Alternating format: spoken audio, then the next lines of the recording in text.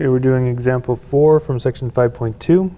Here's the function. Again, we're trying to find critical numbers here and relative extrema. So again, the first thing we want to do is take the derivative of this. But again, here we'll just notice right away that the domain of this thing is, again, real number, all real numbers. So next step, take the derivative of this.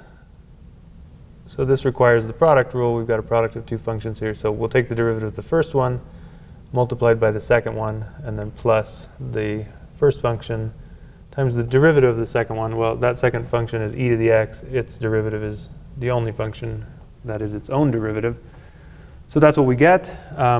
Notice that we can now factor out both an x and an e to the x squared. So let's do that. So we'll factor out x. Sorry, not squared, just x e to the x we're factoring out. So if we do that, we get just 2 plus x. 2 plus x, okay? So we factored out x e to the x. That pretty much got rid of everything except the 2 there. One of the x's stayed there, and then the e to the x was gone after we factored it. All right, so now we've got 3 factors. We're going to set this thing equal to 0. Let's do that here. Set that to 0. There's actually 3 different factors here, x, e to the x, and then that thing as well. So we'll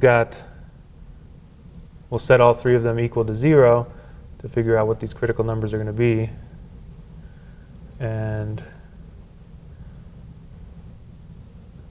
x equals 0, that don't have to do anything there. E to the x is actually never 0, no matter what x you plug in there, so this one has no solution. So that does not produce any critical number. This one will give us x is equal to -2.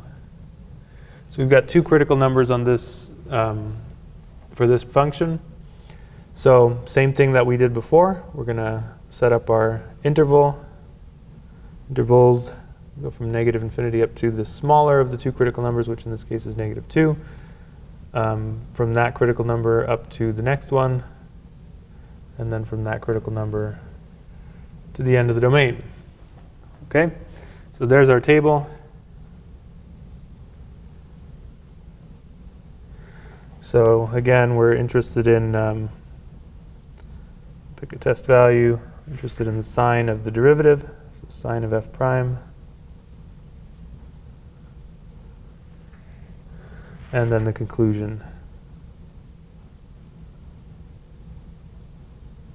Okay, so here let's pick -3. Let's pick -1 here. It's got to be on the interval. 0 is at the end point. We can't pick that. And then we'll pick 1. Okay, so again, usually the best way to do this is to look at the fully factored form of the derivative and just see what happens when we plug in these numbers. So just notice again that e to the x can never be negative. So no matter what x we plug in here, that term right there is always going to be positive. So let's start at -3. If I put that in there, -3 here plus 2, that's going to be a negative. So that will be negative.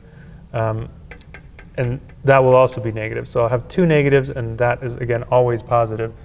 So 2 negatives gives us a positive.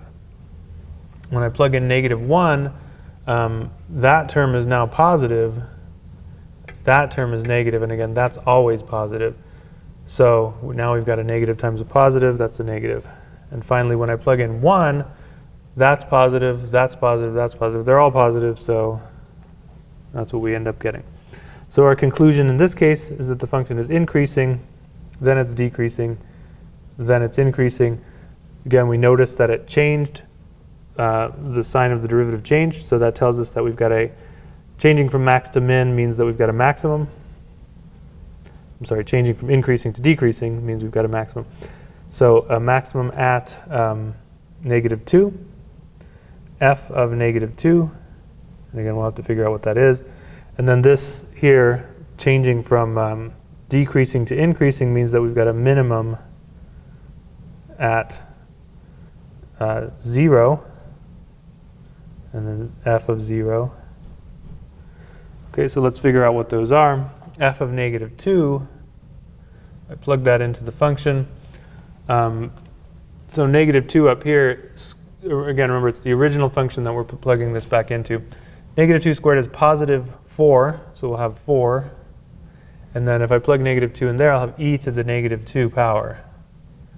Well, remember what that is. E to the negative 2 power is the same as having that in the denominator, so this is the same as 4 over e squared.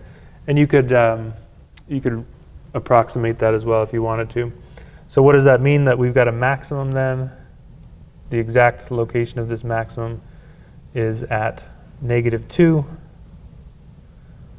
And then the y value we just found, 4 over e squared. Okay, then f of 0. Well, f of 0 is not that hard. If I plug in 0 here, it doesn't matter what that is. The first term is 0. 0 times anything is 0, so f of 0 is 0. So what does that tell us? That we've got a minimum right at the origin. Minimum at 0, 0. And that is all that is asked for in this function. So we found both the maximum and the minimum values.